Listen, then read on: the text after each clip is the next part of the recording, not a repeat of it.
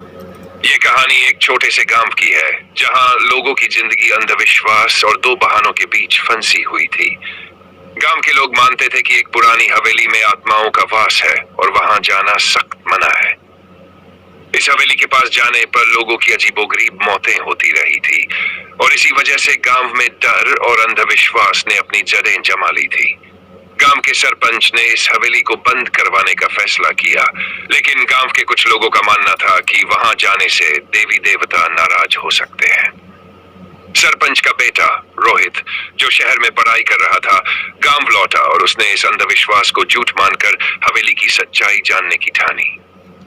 एक रात रोहित अपने दोस्तों के साथ हवेली की जांच करने गया। वहां की स्थिति बहुत ही डरावनी थी। हर कोने में धूल, जाले और अजीबोगरीब आवाजें आ रही थी।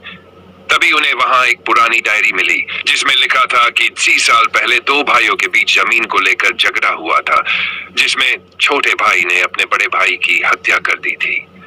इस हत्या को छुपाने के लिए उसने आत्महत्या का बहाना बनाया और गांव वालों को ये यकीन दिला दिया कि हवेली में आत्माएं हैं।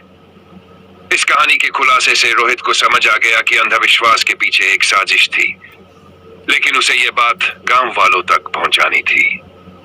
कहानी के अंत में रोहित के सामने एक और चौंकाने वाला सच आया। वह छोटा भाई गांव के सबसे आदरणीय व्यक्ति के रूप में रह रहा था, जिसने पूरे गांव को अपने बहानों और अंधविश्वास में उलझाए रखा था।